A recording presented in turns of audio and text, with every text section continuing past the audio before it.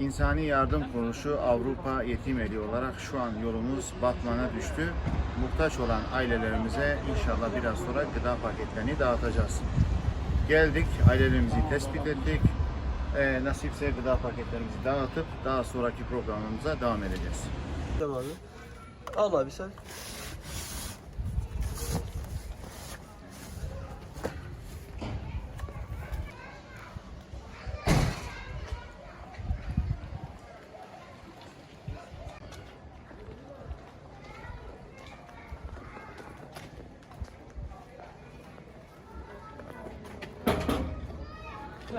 Size de dua ederseniz, oradaki kardeşlerimize de dua ederseniz seviniriz inşallah.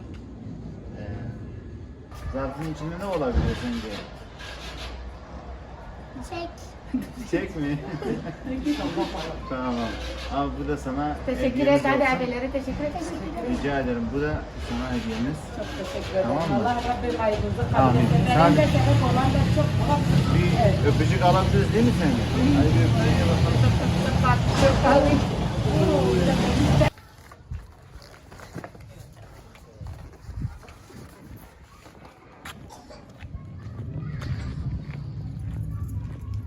Hadi görüşürüz. Gel bir sana basalım. Teşekkür ettim. Kendinize iyi bakın.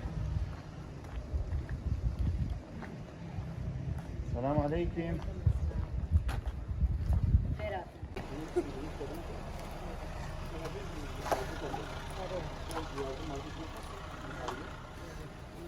Sana veriyorum.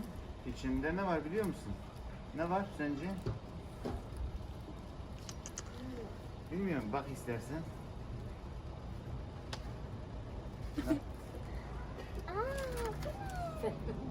والله يبرسني فاقي. Senin olsun, tamam mı? Şimdi bana bir sarılırsın değil mi? راجينا والله مش حاطط ريحه. Evet, çocukların film nasibiyete yavşi. Şimdi kabul edeceğiz. Mara da'akin inşallah. Seni kaldırayım.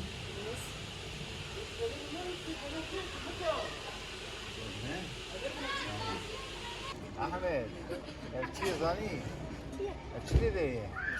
Kalibrine.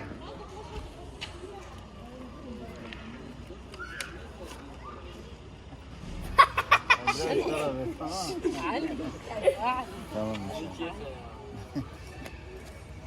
Ali. يمني مظن اروح اعمل Afiyet. Bunlara icdaak ya, tamam mı? Kapıyı da al. علي